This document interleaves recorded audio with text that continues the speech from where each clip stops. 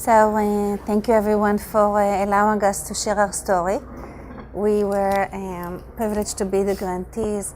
So 2 years ago, Ingrid and I came and spoke about our vision at the Mayberg Foundation, and without Manette, without your support and without Lois' support, we could not have been where we are today, because you believed in the meaning that it's going to change for every kid who came through our door, and how they are going to be better and deeply connected to Jewish text and learning through this framework that we embarked on. For our school, it meant for us to go through a school culture and a change, a process that have taken 3 years. During that time, we tried to, we went through aligning our school's mission, which we're going to share with you in a few minutes, with the IB mission, and we've added another Jewish perspective to the learner's profile, which has 10 attributes. One has to be curious and an observer and a thinker and so forth. And we also added Rodef Shalom, which is seeker of peace. Through this framework, we have seen a deep change in the way Manette spoke about grading this morning. And how do you give 67.5 in Judaic studies? How do you do 92? What constitutes all these specific grades, and how do the children look at them, evaluate themselves, evaluate the teacher, think about their connection, and think about the meaning that the subject matter has, every Judaic studies subject has, and how it's relevant to them. We try to respond to the questions that often young adolescents ask. Why should I learn it? Why should I care? Why should I come to school for that? How relevant it is to me? What does this tractate has to do with my life today, and why is it important? Through this particular framework, we got into a conversation not only about curriculum, why should we teach what we teach, through examination of big ideas and essential questions, but also how should we evaluate students, how should we look at a rubric to measure growth, depth, understanding, and connection. And through that, the children, the teachers, their families, and the community learned a whole set of language, vocabulary, and an engagement between the art, the gym, the Judaic studies, the general studies, as a common way of thinking and practicing. Ingrid is going to walk us through. Ingrid is our Judaic studies, our IB coordinator, our fierce leader, because every time they came to complain, they complained to her. And I was just, I had the privilege of just them coming to me afterwards. And I told Ingrid this, I'm glad you shared with her. I hear you. I only had the I hear you line. She had the stomach ache and and being on the front line. So everything we have today, it's like Rabbi Akiva, ze b'zchuta, and we're very grateful. So with that, we're going to share with you today what we have done recently, and hope that you will have some time to taste it. I invite all of you to come and visit. I would invite all of you to ask good questions. It's a 3 years project. It's hard to fit it into 30 minutes. We are outside of New York. We're right outside the George Washington Bridge, and we are eager for everyone to come and visit. Share with us. We're looking to grow. We take your feedback seriously, and thank you. Ingrid. Okay, thank you. So yes. So a Jewish day school decides to take on the International Baccalaureate program. Why? And what does this mean for us? What does it look like? So I think there were many essential questions we were trying to answer. And one of them was really, how can we sort of teach the particular, our Jewishness, and the universal? How are we sending these kids out into the world when they leave us? How do they do that, taking their Jewish lens and their Jewish values with them into the world? And how do we engage our faculty, everyone on our faculty, in a meaningful process that would allow for a cohesive experience for the student? And I think Ruth, before you referred to the student, as our consumers. And I think really, when you think about the student experience throughout the day, we became really excited about what would it look like to take on this framework that every teacher would be using sort of common language and a common approach and a common way to think about assessment, so that the students would no longer have that feeling of, oh, I have Chumash now, well, yeah, it doesn't really matter. Or, oh, it's just gym. Like, everything becomes elevated, right, into the same level when the faculty has been engaged in this process together. And I, for one, had never been a part of a school change initiative that was quite so comprehensive. So there are many different people involved in the process. If our students, of course, are at the heart of it, and it's really about improved student learning experiences and outcomes, that's at the center. Our teachers were the first, in many ways, constituencies that we had to really bring on board and teach and train, but we really, really had to educate our parents as well. And that's the hardest group to educate because they're not with us every day. So we communicate in various ways with our parents, but this year we had an idea that was different than until now. Until now, we had been holding parent meetings and we had been talking about IB at back to school night and in parent-teacher conferences, and we've been sending home communications. But this year we thought, before Pesach, what would it look like if we sent home a little supplement to the Seder, kind of in the IB style? Could this be a teaching tool in and of itself, almost like a little piece of curriculum that they could sort of understand something a little bit more about IB and what we're trying to do? So I'm going to share this guide with you now, and I'm going to ask you to do two things. One, I want you to understand, first and foremost, that our parent body is diverse. There are many parents who don't have themselves a strong Jewish background or education. And we wanted to create something that was going to be very simplistic in terms of content, that would be accessible to any family, that wouldn't intimidate parents with content. So I'm going to ask in a way that you almost look beyond the content, because what I want you to do now is to actually look at this through the lens of when you read this, does it help you to understand a little bit about the IB framework?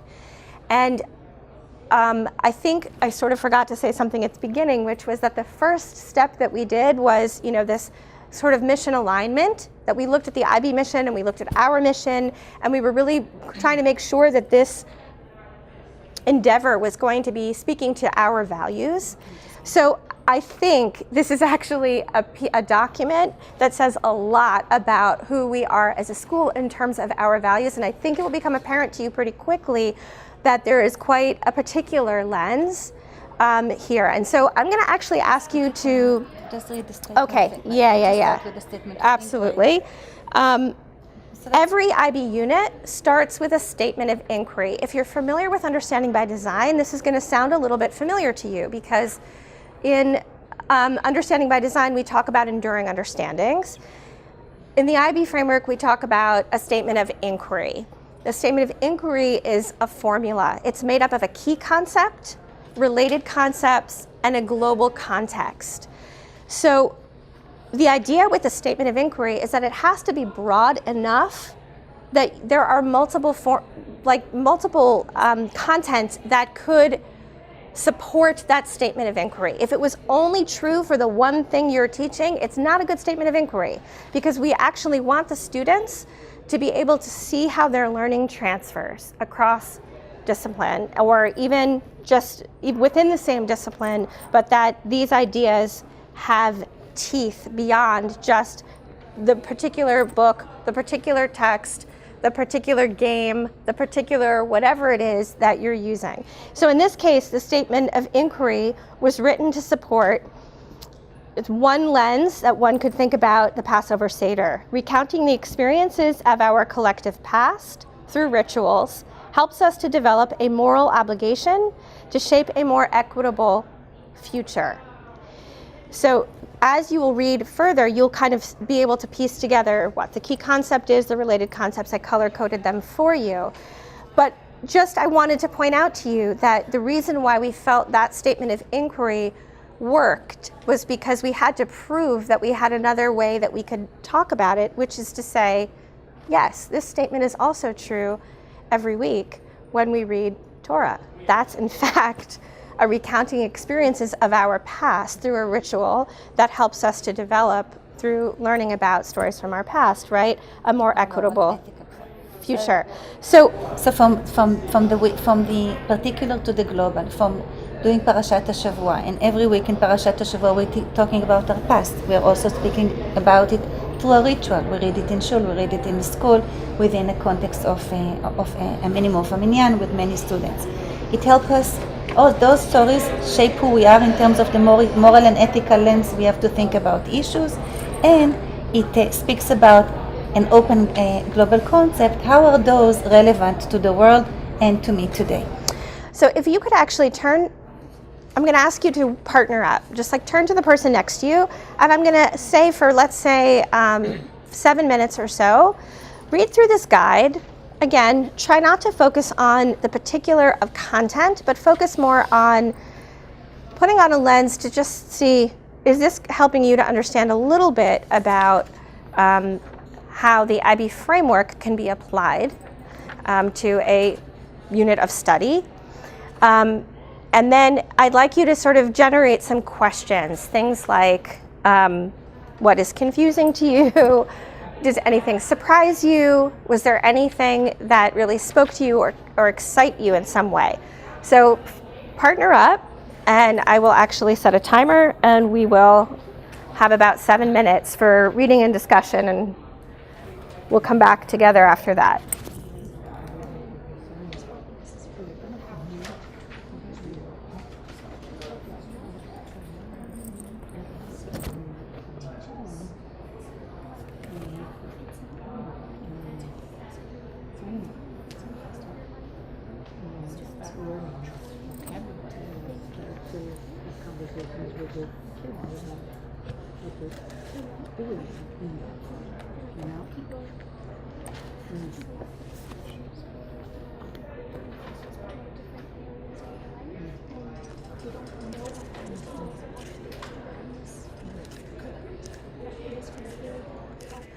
Okay, I'm going to refocus us back to the whole group. I'd love to get some questions that were raised or some reactions, and then we're going to hand out another document that I think will help clarify some of that. But if we could just do, anyone who wants to share a reaction or a question.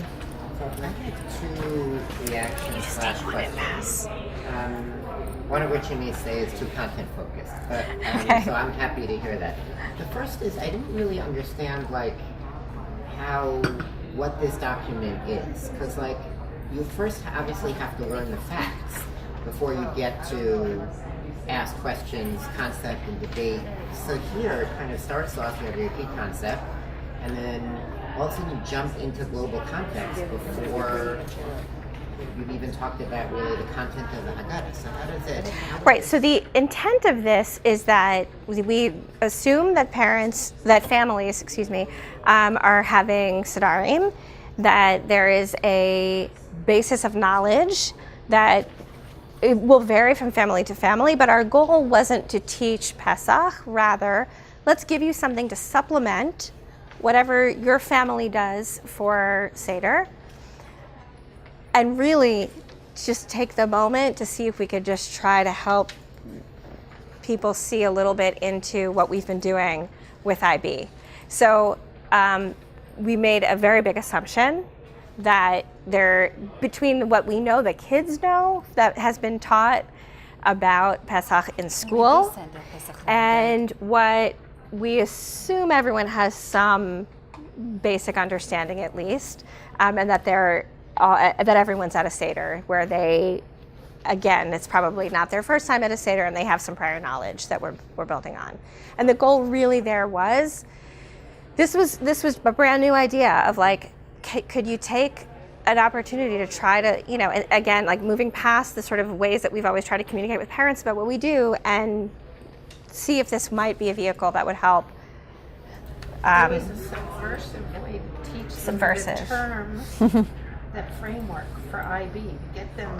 Right, I understand completely. Yeah. It's not as a, so as a user, Yeah. I'm not sure, there's no guidance here, like where it might fit in the Seder or when to, like it's, I see it better as understanding the vocabulary of IB that is an actual supplement to Something Seder. that could be actually practically used, like where are the steps here that would help them actually then go use it in. Right. I would say that when it was sent home, it was sent home with the idea like that you would read it before, because the links that are there, we assumed you wouldn't be using at your Seder.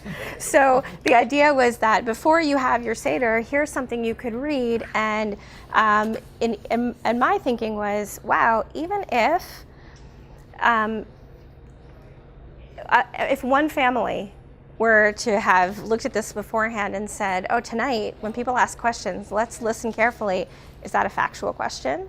Is that a conceptual question? Is that a debatable question? And let's just start to think about what kinds of questions are happening in our Seder. And if we make an association that that's something that's happening with our kids at school, that's sort of an IB thing, to think about our questions, that would be amazing for me. I would take that as a win. I would take that as a win, yeah.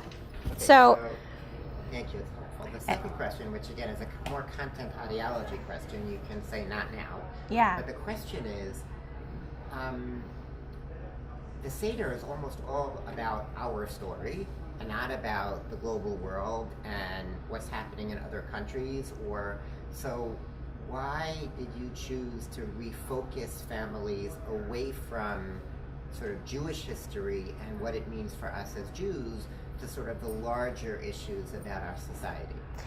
So that's a great question, and I think that speaks to values alignment or mission alignment, which is to say that I think that's one of the things that we really have talked about as in our mission, in our school, of the relationship between the particular and the universal. So one could argue that, like, for example, Mazon, which is referenced here, which is an organization that's, when it was founded, was deeply rooted in the sense that there's a statement in our Haggadah, all who are hungry, let them come and eat. And this is a being taken as a Jewish imperative. And so how do we read that without understanding hunger in our communities? And that would be a lens that our school has chosen to understand what it means to be Jewish in the world that we live in the United States, right? Or in the global world, which is where you might get to a conversation about how can you spend, like, again, you could ask, how can we spend an evening speaking about what it means to be, that we were once slaves and now we're free, and is everybody free? And what does that mean? And do we have a responsibility through that experience? So again, that would be, and I said this downstairs to the group before, every school with your own mission would probably write a different guide. And that's the beauty here, which is to say that the mission of your school and the mission that you feel compelled by can come through with a framework like this, because the IB doesn't say that it has to be this or that. We've chosen to use we've aligned our mission in a framework that it's not a curriculum. So we've taken our content and our mission and our values and have tried to put it into their framework, if that makes sense. So yeah. Let me just add three things. First, it went home with a Pesach guide, an ordinary, wonderful Pesach guide. So this was an added piece to it. Second, we worked this year and the last 2 years with Mazon very closely. We had the big truck visiting our school. We had collections of food. Even in Bergen County, where we both live, there's such need, there's such depth of need in our Jewish community. Meals on Wheels and others, families go hungry, even though we throw away food. So it opened up our school, our kids' eyes to that. Lots of volunteers. We have schools, kids go to the food pantry, kids who help deliver meals, and it opened up that whole discussion in a very sincere and authentic way. They got engaged. Otherwise, if we would say just bring a can and we're going to put the bucket in the lobby, wouldn't have had the same impact as you relate a Jewish text and values to your daily life and call them to act. It resonated beautifully. The refugees issue, we worked with HIAS. So also we had speakers, we had people who come. Our kids have learned to understand that it's a privilege to live the way we live, to have the kind of education that they have, to walk into a school proudly as Jews, not only that, but being able to help others.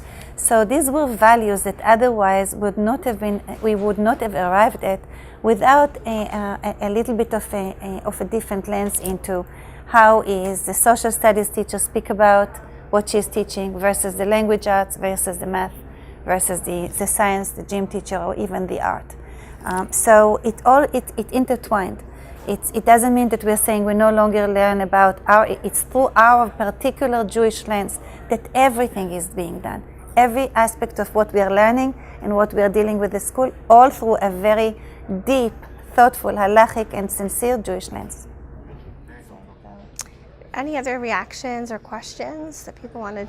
I was just curious about the choice of the rituals, because I thought putting that in there as something that's essential, because I thought you originally said you should be able to apply the statement of inquiry to like a partial discussion or something.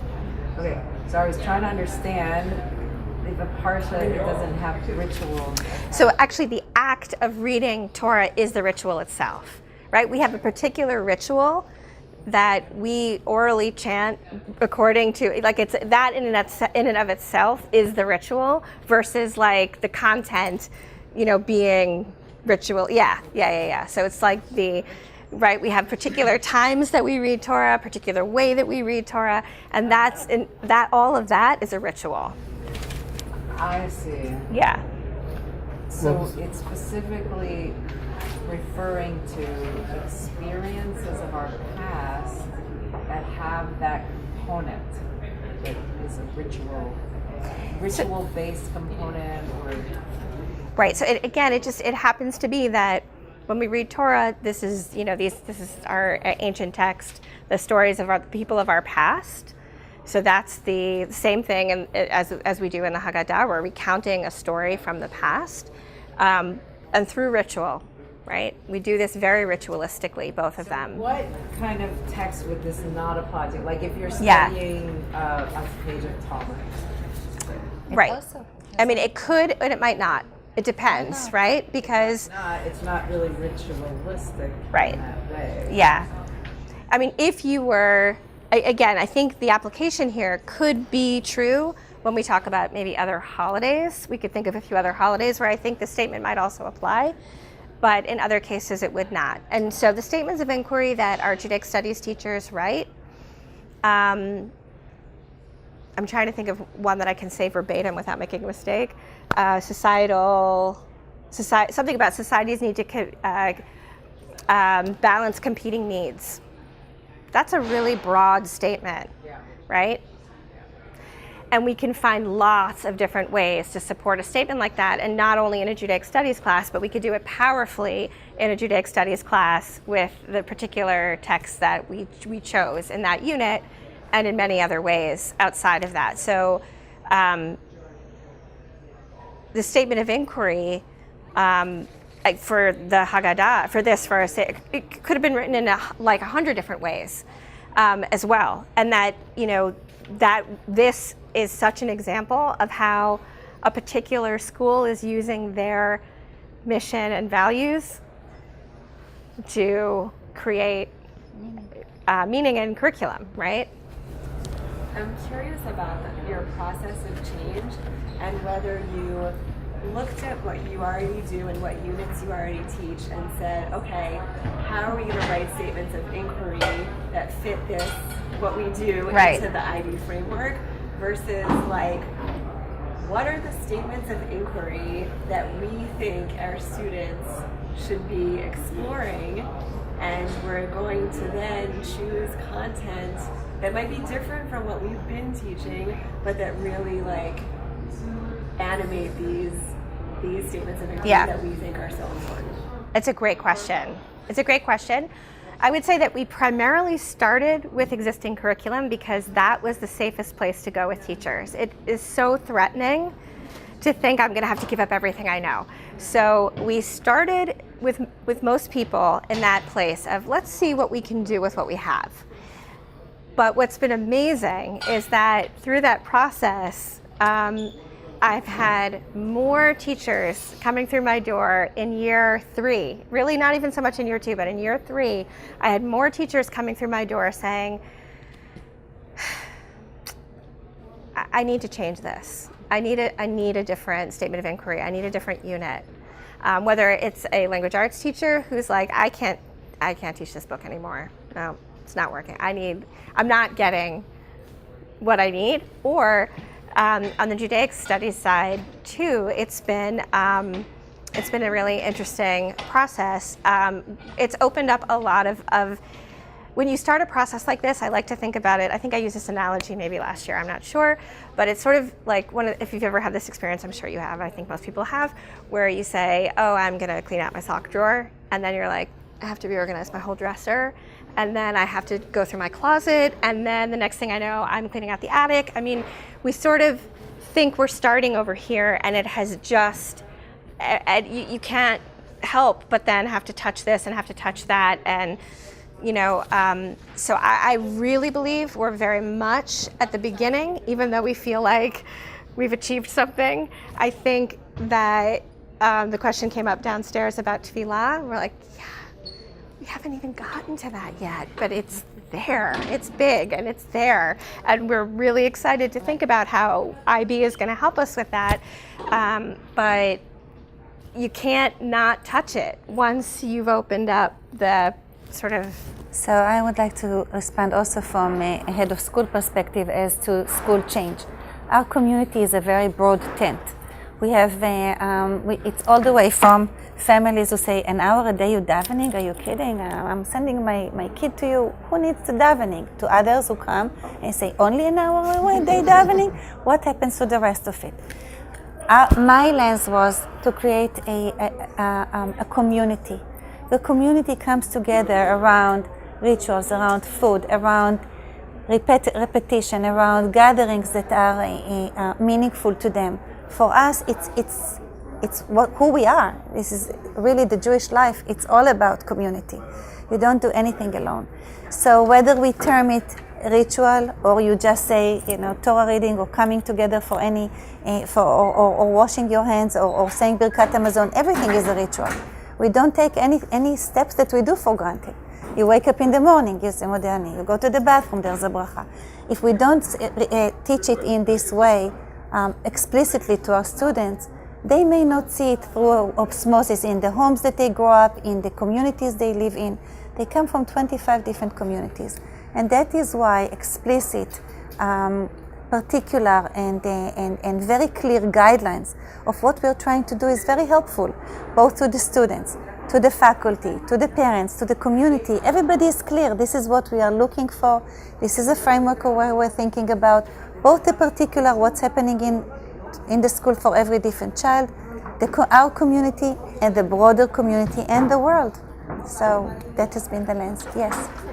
2 questions. One is, I don't know if you can just describe what the change process looked like at the end of year 1, at the end of year 2, at the end of year 3. Just to sort of get into the weeds a little bit, I think would be helpful because we've been talking about like how do you put these values into action? What does that mean? And then also another theme that's been emerging, at least in this group, has been like how do the parents get brought in? And what has worked? Because it sounds like you've played with some different things, and what hasn't worked? Right. And what your learning has been. So, okay, so we've completed 3 years of a process, and we really think we're just at the beginning of the race here now. That was the training, and now we're just starting the marathon. So we really intentionally decided to make this process a slow process. We set some pretty small goals in the first year because we really did not want to overwhelm teachers, because the process really started with teachers. It only began to impact students probably in year 2. So I would say the change process was slow, it was intentional. The biggest thing we had to do was to carve out time because at the end of the day, anything you want to do with intention in a school needs time. Ruth was incredibly clear throughout this process that there would be no new initiatives other than this. We had a singular focus. That was a key component. And I would say, again, what are my takeaways after this process? 1, you have to have a singular focus. 2, you have to have a really dedicated plan. 3, you have to do it with intention, and you can't waver. Any program that a school decides to take on is only as good as the intention that you bring to it. I mean, and parents will ask me all the time about a particular, curriculum, like, oh, what do you think about Singapore math? Oh, what do you think about Tal-Am? Oh, what do you think about this? You know what? Any of those programs, if you do them with intention and with all of that, what's behind it in it, it could be great. If you say you're doing it and you have teachers who don't really have training in it, if you say you're doing it and you have someone who does it 2 days a week and someone this is all in. And I would say a lot of support. You have to have buy-in. Even when you're exhausted, you have to have another parent meeting. Even when you'd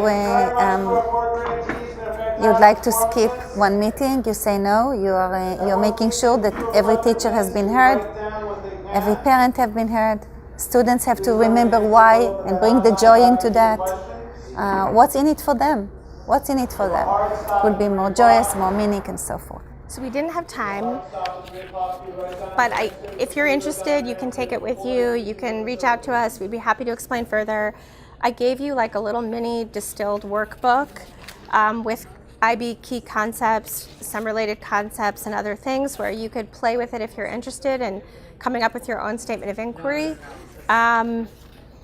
Thank you so much. And again, feel free to reach out to us if you are interested in learning more about this project. Thank you very much. Thank you.